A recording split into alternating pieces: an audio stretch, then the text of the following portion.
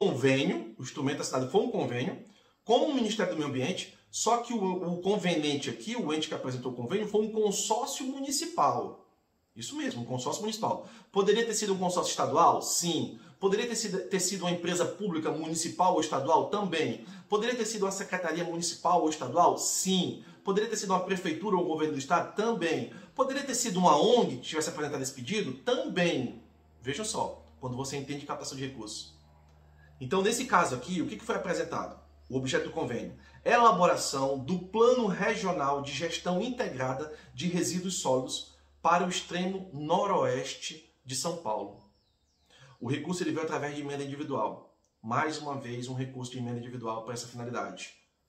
Mas por que, Márcio, de novo uma emenda individual? Não sei, mas poderia ter sido uma emenda de bancada, uma emenda de comissão, uma emenda de relatoria ou uma extra emenda. Poderia ter sido sim.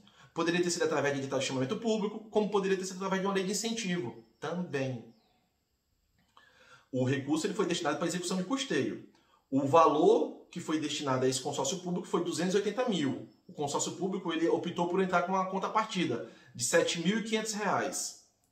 A meta foi uma meta aqui. Elaboração do Plano Regional de Gestão Integrada Resíduos Sólidos do Consórcio Intermunicipal do Extremo Noroeste de São Paulo. O PAD, o Plano de Aplicação Detalhada, que demonstra como vai ser executada essa meta, ele disse que vai ser contratada uma única empresa, contratação de empresa especializada para a elaboração desse plano regional. Então, eles optaram aqui por quê? Por contratar uma empresa através... Como é que eles contratam essa empresa? Eles são um consórcio público municipal. Eles contratam aplicando a lei de licitações, a 866 e demais legislações da área.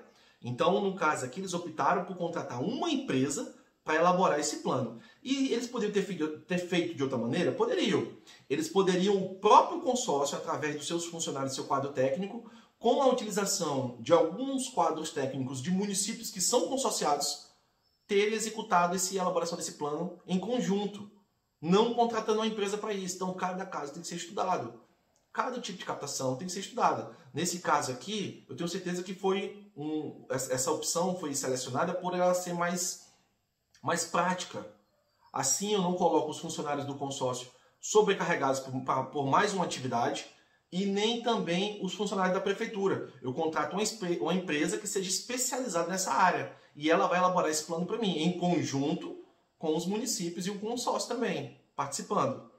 Então, a proposta aqui foi apresentada no dia 10 de março de 2020. Ela só foi aprovada no dia 28 de dezembro de 2020, do ano de 2020, essa captação. O convênio foi publicado no dia 6 de janeiro de 2021. A vigência iniciou dia 28 de dezembro de 2020 e tem término previsto para 31 de dezembro de 2021, ou seja, uma vigência de 1 ano colocaram aqui. E se eles não conseguirem executar em 1 ano, não tem problema.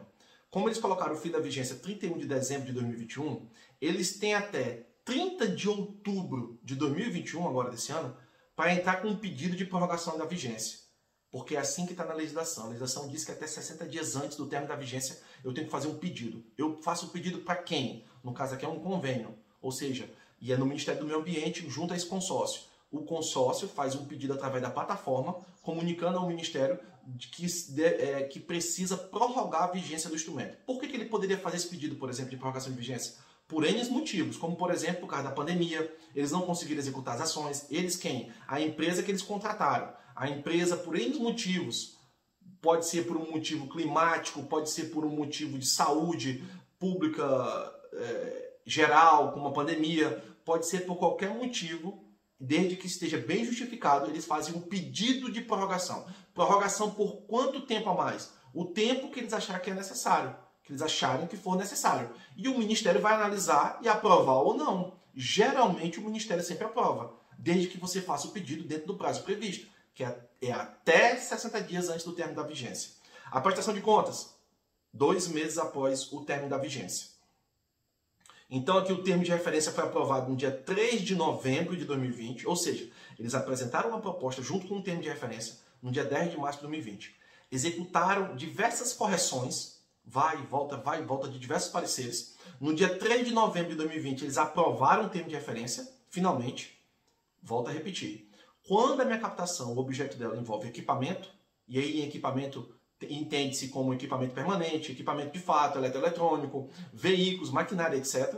Ou envolve o custeio de atividades, execução de custeio, como por exemplo, uma capacitação, uma elaboração de um plano, um evento, um seminário, um simpósio, não importa o que seja, uma atividade que eu já executo, ou uma nova atividade, um custeio de uma atividade. E custeio de atividade, eu posso colocar também lá dentro da realização desse custeio alguns materiais permanentes e também material de consumo e etc. Quando envolve isso, o meu instrumento principal passa a ser meu termo de referência. Em alguns casos, é exigido até um plano de sustentabilidade. Em alguns casos. Quando envolve obra, seja construção, reforma, ampliação, o meu instrumento principal é o meu projeto de engenharia e arquitetura. E aí é uma outra regra, tem um outro prazo a ser cumprido. Nesse caso aqui, como é custeio, é o termo de referência. E o termo de referência ele tem necessariamente que ser aprovado junto com a proposta, para que seja assinado o instrumento e dê início à execução. Então, a proposta foi apresentada dia 10 de março de 2020, o termo de referência foi aprovado no dia 3 de novembro de 2020, após diversas correções e apresentação de diversas documentações. Mas o instrumento, a assinatura, o êxito na captação só ocorreu no dia 28 de dezembro de 2020, ou seja, mais de um mês, quase 2 meses depois que houve a aprovação do termo de referência. Então, eu apresentei minha proposta, aprovei meu termo de referência, assinei meu instrumento, dei início à execução. O que tem que ser fazer aqui essa entidade novamente? Tem que apresentar o processo estatório.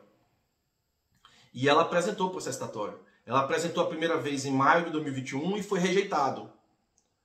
E aí apresentou novamente em junho de 2021 e foi aprovado. Ela apresentou novamente no dia 23 de junho de 2021 e foi aprovado.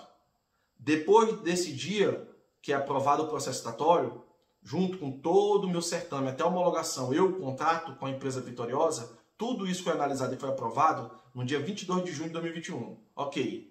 Agora, o que eu tenho que fazer? Após a aprovação do processo estatório, eu tenho que aguardar o desembolso do recurso. Neste caso aqui, o desembolso aconteceu no dia 23 de julho de 2021, ou seja, um mês após a aprovação do processo estatório, aconteceu o desembolso. Então vamos entender um pouquinho de prazo, porque muitas pessoas me perguntam, mas Márcio, quanto tempo demora entre o início da captação de recursos, que é o cadastramento da proposta, até o dia estar na conta? Nesse caso aqui, o cadastramento da proposta foi feito no dia 10 de março de 2020. E o dinheiro foi cair na conta no dia 23 de julho de 2021. Olha isso.